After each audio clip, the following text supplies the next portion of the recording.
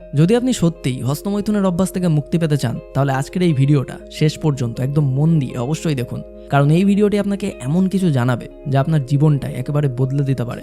অনেকের মনে একটা প্রশ্ন থাকে, আমরা মাসে কতবার হস্তমৈথুন করলে শরীরের ওপর কোনো প্রভাব পড়বে না, মাসে কতবার হস্তমৈথুন করা সঠিক? তো আজকের এই ভিডিওর একেবারে শেষে আমি আপনার এই প্রশ্নের একদম বিজ্ঞানসম্মত উত্তর জানাবো।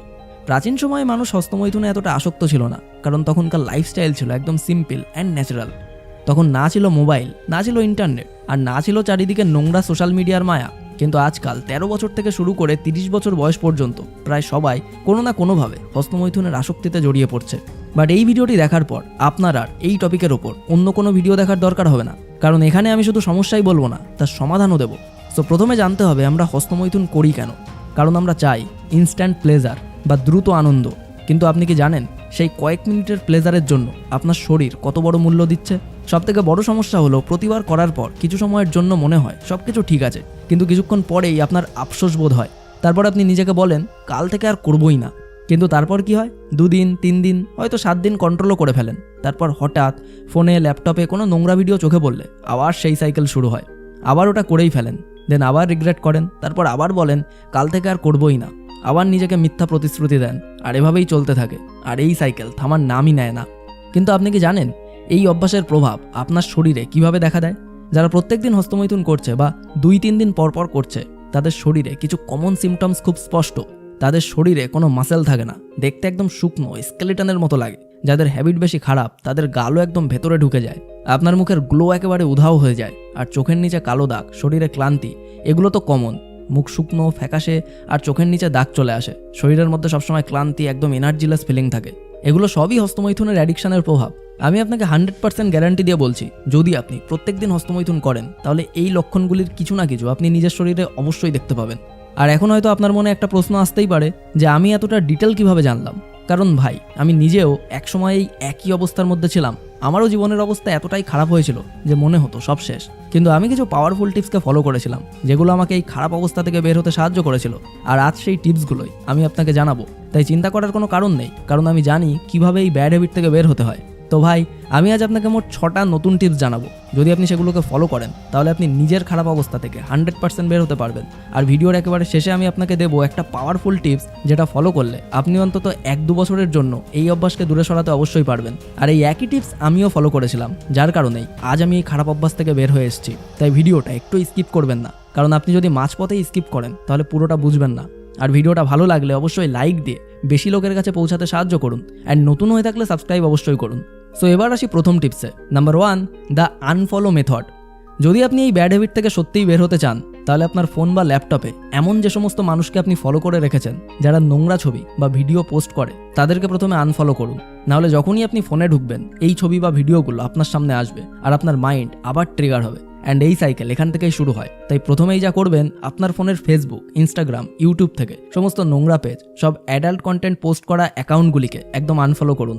নাহলে আপনি যতই কন্ট্রোল করার চেষ্টা করুন না কেন, আপনি পারবেন না। তাই এই ভিডিওটা শেষ করার সাথে সাথেই প্রথমেই এই কাজটা করে ফেলুন, আনফলো করে আপনার ফোন ক্লিন করুন।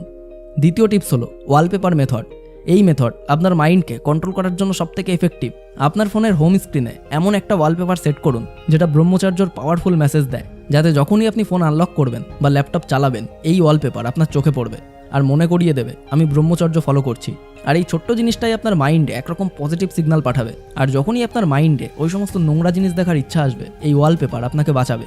তৃতীয় টিপসটি হলো জাঙ্ক ফুড পুরোপুরি বাদ দিন। আপনি যত বেশি জাঙ্ক ফুড বা বাইরের অয়েলি খাবার খাবেন, তার প্রভাব সরাসরি আপনার শরীরে পড়বে। আর শরীর দুর্বল হলে আপনার মাইন্ডের কন্ট্রোল একেবারে ভেঙে যাবে। তাই আজ থেকেই সমস্ত junk foods, oily snacks, sauce একদম এড়িয়ে চলুন। নাহলে যতই চেষ্টা করুন আপনি কিন্তু এই খারাপ অভ্যাস থেকে বের হতে পারবেন না। চতুর্থ টিপসটি হলো একা থাকা বন্ধ করুন।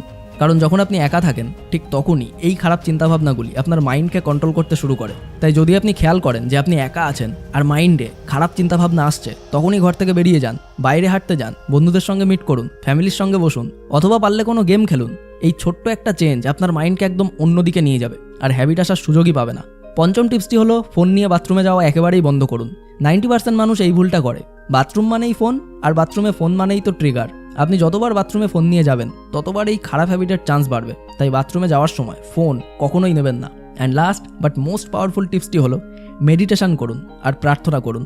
যখন মাইন্ডের উপর কন্ট্রোল হারাচ্ছেন তখন 5 মিনিট চোখ বন্ধ করে বসুন, ডিপ ব্রিদিং করুন অথবা আপনার বিশ্বাস অনুযায়ী ঈশ্বরের নাম নিন। তাহলে দেখবেন আপনার এই অভ্যাসটা ইনস্ট্যান্টলি আপনার মাইন্ডকে কাম করবে আর খারাপ চিন্তাগুলোকে দূরে সরিয়ে দেবে। অ্যান্ড আপনি যদি এই 6টা টিপসকে মন দিয়ে ফলো করেন তাহলে আপনি 100% এই খারাপ অভ্যাস থেকে মুক্তি পাবেন।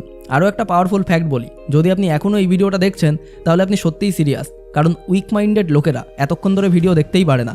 আর এই কারণেই আপনি যদি সত্যিই নিজেকে বদলাতে চান তাহলে আমার দায়িত্ব আপনাকে একটা পাওয়ারফুল টিপস দেওয়া, যেটা ফলো করলে আপনি এই খারাপ অভ্যাসগুলি থেকে আরও ইজিলি মুক্তি পেতে পারবেন। তাহলে মন দিয়ে শুনুন। যখনই আপনার মনে নোংরা চিন্তা আসবে অথবা আপনি মনে করবেন না আজ আমি আবার সেটা করব, তখন এক মুহূর্তের জন্য থেমে গিয়ে একটু চিন্তা করুন।